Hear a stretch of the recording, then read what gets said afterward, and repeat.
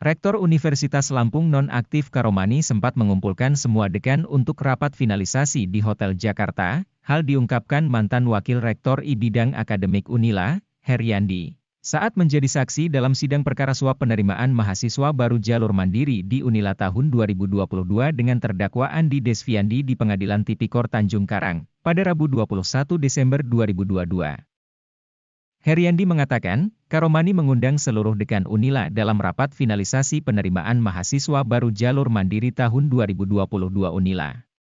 Seluruh dekan Unila pada saat itu hadir dan menitipkan calon mahasiswa. Setelah nama-nama calon mahasiswa terkumpul, kemudian diberikan ke Helmi Fitriawan. Namun, Karomani meminta calon mahasiswa titipan tersebut tetap mempertimbangkan passing grade. Heriandi juga mengaku menerima uang sebesar 300 juta rupiah dari mantan Ketua Senat Unila M. Basri.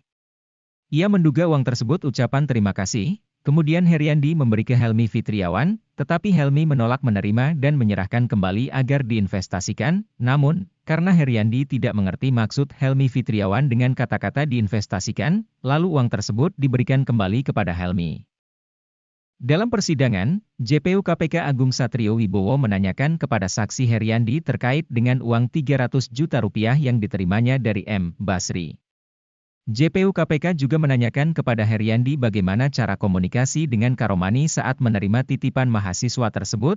Selain itu, JPU KPK menanyakan kepada saksi Heriandi mengenai jadwal pertemuan dengan para rektor dan dekan, serta proses penerimaan mahasiswa. Pertanyaan JPU KPK ke Heriandi tersebut langsung mendapatkan kritikan dari Majelis Hakim. Ketua Majelis Hakim Arya Veronica minta JPU KPK, Agung Satrio Wibowo agar mengajukan pertanyaan ke saksi yang berkaitan dengan terdakwa, dan jangan mengarah ke lain. Karena Arya menilai semua pertanyaan JPU KPK mengarah kepada tersangka rektor nonaktif Unila Karomani dan kawan-kawan. Arya minta kepada JPU KPK agar jangan semua yang ada di dalam BAP dipertanyakan kepada saksi yang tidak mengarah ke terdakwa Andi Desviandi, melainkan mengarah ke terdakwa lainnya. Majelis Hakim juga memarahi saksi Ahmad Tamsil yang berprofesi sebagai Direktur PT Duta Nusantara Terpadu.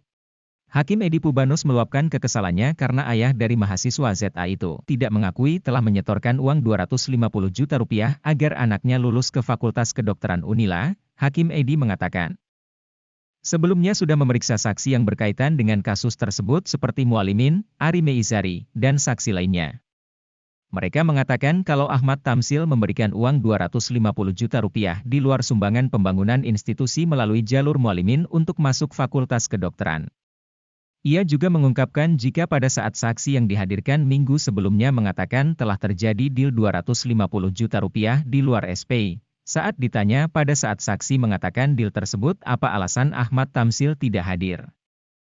Lalu Ahmad Tamsil berdalih saat itu sedang ada keperluan keluarga di Metro, dan ia baru mengetahui ada surat panggilan keesokan harinya.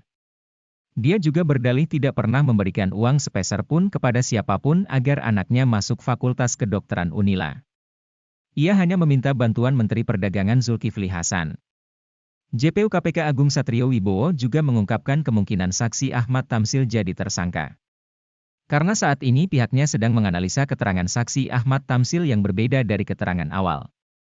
Dan bertentangan dengan pernyataan saksi yang sudah dihadirkan, maka dari itu, Jaksa KPK akan membuka peluang untuk menjadikan saksi Ahmad Tamsil sebagai tersangka suap. Selain itu, tersangka suap penerimaan mahasiswa baru jalur mandiri Unila, Heriandi telah mengajukan permohonan sebagai justice kolaborator ke JPU KPK. Menjelaskan jika kliennya telah mengajukan JC ke JPU KPK pada 12 Desember 2022 lalu, serta telah melengkapi dengan surat pernyataan sebagai JC dan juga telah menuangkan ke dalam BAP. Sopian mengatakan, pengajuan JC oleh Heriandi itu dilakukan karena ia sebenarnya merupakan korban dari sistem yang dibangun pimpinan. Menurut Sopian, Heriandi telah sampaikan semua dalam BAP dan hanya itulah yang diketahui. Sebab banyak hal yang di luar itu Heriandi tidak diberi akses informasi dan hak. Sopian menerangkan, JC Heriandi secara resmi telah diterima oleh JPU KPK pada 13 Desember 2022.